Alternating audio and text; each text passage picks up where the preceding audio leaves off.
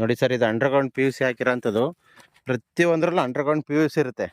ನೋಡಿ ಈಗ ನೋಡಿ, ಇದು ಪಿ ಯು ಸಿ ಇರುತ್ತೆ ನೋಡಿ, ಆ ಸೈಡ್ ಪಿ ಯು ಸಿ ಇರುತ್ತೆ.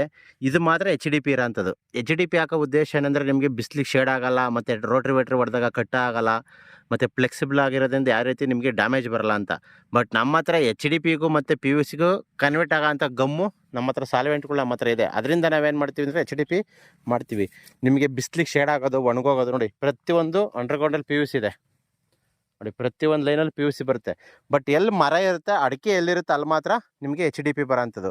ಅದರಿಂದ ನಿಮ್ಗೆ ಯಾವುದೇ ರೀತಿ ಡ್ಯಾಮೇಜ್ ಆಗಲಿ ಏನೂ ನಿಮಗೆ ಬರಲ್ಲ ನೋಡಿ. ಈಗ ನೋಡಿ, ಇದು ನೋಡಿ, ಈ ತೆಂಗಿನ ಮರ ಇದೆ, ಎಚ್ ಡಿ ಪಿ ಇದೆ, ಅಲ್ಲಿ ಅಂಡರ್ಗ್ರೌಂಡಲ್ಲಿ ಪಿ ಯು ಸಿ ಇದೆ. ಅಂದರೆ ಪಿ ಯು ಸಿಯಿಂದ ಎಚ್ ಡಿ ಪಿಗೆ ಕನ್ವರ್ಟ್ ಆಗಿರೋಂಥದ್ದು ಇದು. ಅಂದರೆ ಇದು ಯಾವ ರೀತಿ ನಿಮಗೆ ಡ್ಯಾಮೇಜ್ ಬರುತ್ತೆ, ಹಾಗೆ ಹೀಗೆ ಮಿಸ್ಯೂಸ್ ಮಾಡೋ ಅಂಥವ್ರು ಜಾಸ್ತಿ ಇದ್ದಾರೆ ನೋಡಿ. ಇದು ಇಷ್ಟು 1000 ಅಡಿಕೆ ಗಿಡಕ್ಕೂ ಹಾಕಿದೆ ನಾವು, ನೀರು ಹೋಗ್ತಾ ಇದೆ. ಯಾವುದೇ ರೀತಿ ಡ್ಯಾಮೇಜ್ ಗಿಮೇಜು ಚೆಕ್ ಮಾಡ್ಕೊಂಡ್ರೆ ನಮಗೆ ಏನು ಬರಲ್ಲ. ಏಕೆಂದರೆ ಬರದಲ್ಲೇ ಈ ರೀತಿ ನಾವು ಸಾಲ್ವೆಂಟ್ಗಳ್ನ ಹಾಕಿ ಬಿಗಿ ಮಾಡಿರೋಂಥದ್ದು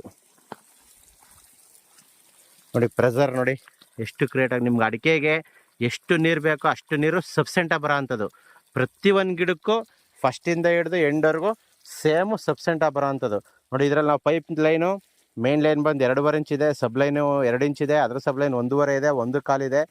1.25 ಇಂಚಿಂದ 1 ಇಂಚಿಗೆ ಕನ್ವರ್ಟ್ ಆಗಿ 1 ಇಂಚಿಂದ 1/2 ಇಂಚಿಗೆ ಕನ್ವರ್ಟ್ ಮಾಡಿರೋಂಥದ್ದು ಇದು ಡ್ರಿಪ್ಪು. ಅಂದರೆ ಇಡೀ ಕರ್ನಾಟಕದಲ್ಲಿ ಯಾವುದೇ ಊರುಗಳಲ್ಲಾಗಲಿ ಜಿಲ್ಲೆಗಳಾಗಲಾಗಲಿ ನಾವು ಪೈಪ್ಲೈನ್ಗಳನ್ನ ಮಾಡೋ ಅಂಥದ್ದು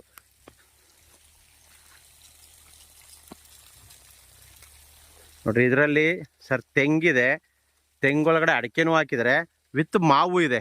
ತೆಂಗು ಅಡಿಕೆ ಮಾವು ಏನು ಅಂದರೆ ಡಿಸ್ಟೆನ್ಸ್ ಜಾಸ್ತಿ ಇದೆ. ಡಿಸ್ಟೆನ್ಸ್ ಜಾಸ್ತಿ ಇರೋದ್ರಿಂದ ಅಡಿಕೆನೂ ತುಂಬ ಚೆನ್ನಾಗಿ ಬಂದಿದೆ. ಇದು ನೋಡಿ 1.5 ಇಯರ್ ಅಡಿಕೆ